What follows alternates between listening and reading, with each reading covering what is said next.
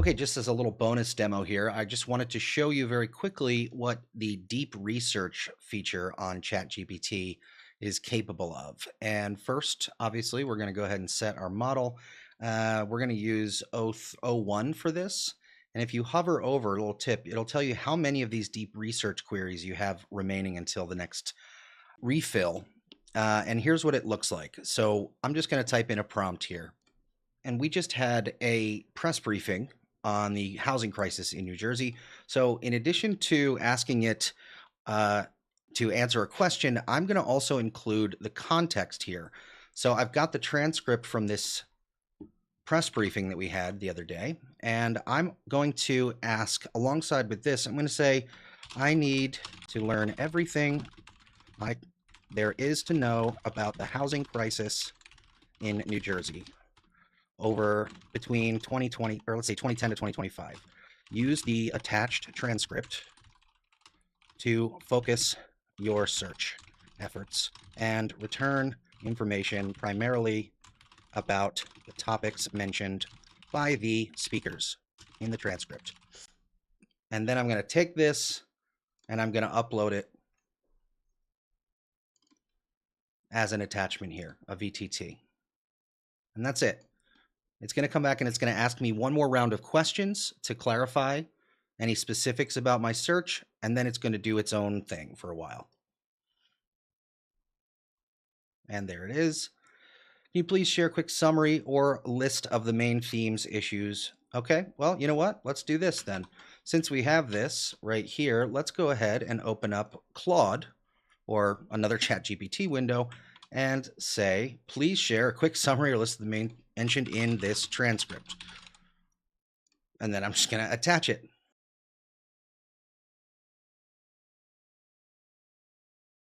Let's see. Okay, let's now take this and respond with the answer, a very well formatted and structured answer here to the question. And now we just let it run.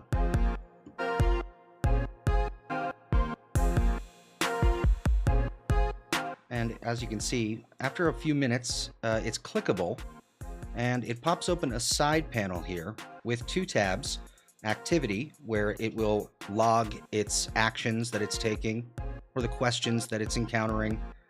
And on the right side, as it locks in the sources that it's going to use to formulate its response, those sources and direct links to those sources will appear in this second tab.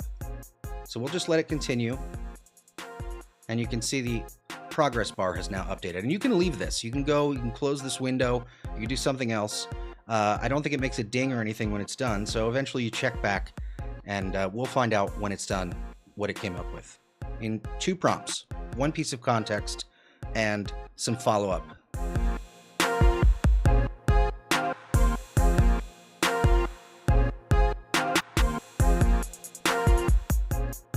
And it looks like we are done.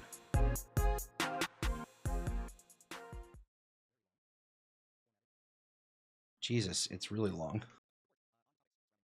And I will post this full response in the materials for this module, or at least somewhere in this MOOC.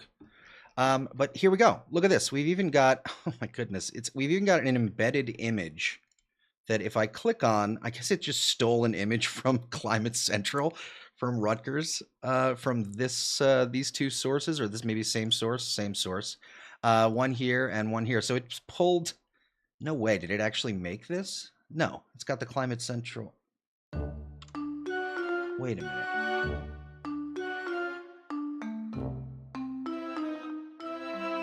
Okay, so it does cite the thing, but that's a little weird to me. I didn't realize that it was taking maps and embedding them in its responses.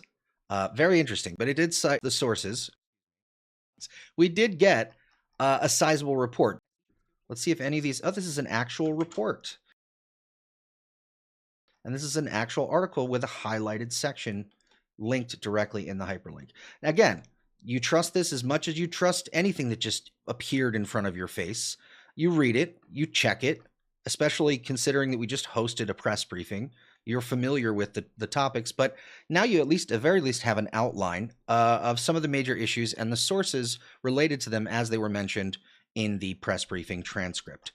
So what you do with this is up to you. One thing that you can do, for instance, let's say we've fact-checked this, we've gone through, we've double-checked the numbers, and just as a little bonus here, we're going to pop open Napkin.ai. We're going to sign in, and we're going to do a new napkin, a blank one, and say New Jersey's housing crisis 2025. And then I'm going to highlight this, and I'm going to click this little lightning bolt. And now I got a variety of different graphic representations. Or as another treat, let's say again, let's do our magic, let's wave our magic wand. We've spent time fact checking this and we have a version of this that is edited and correct.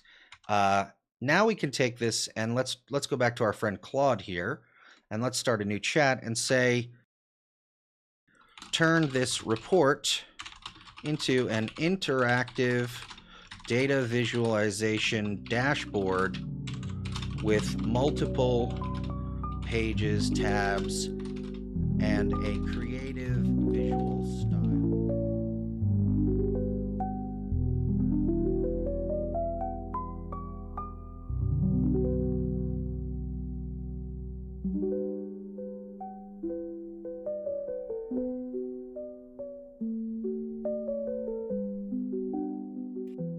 And there we go. We've got an interactive, assuming we've already fact-checked this data. We don't even have to give it all of this. This is so much.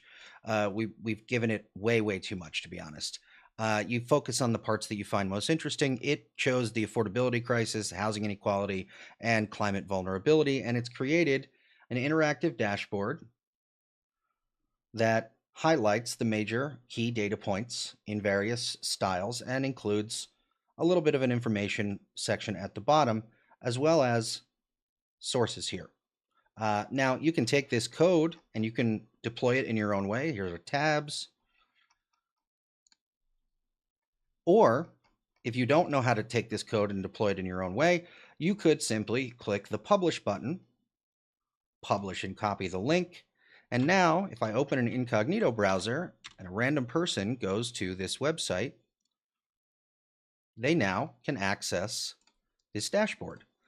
And again, already incredibly useful. I can either take the code and I can do with it and put it where I want it and run it in my own way, or I can go ahead and move it into full screen mode. I'm just going to take a screenshot.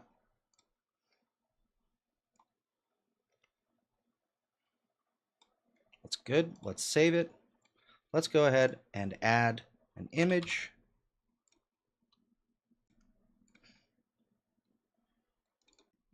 And let's add the link.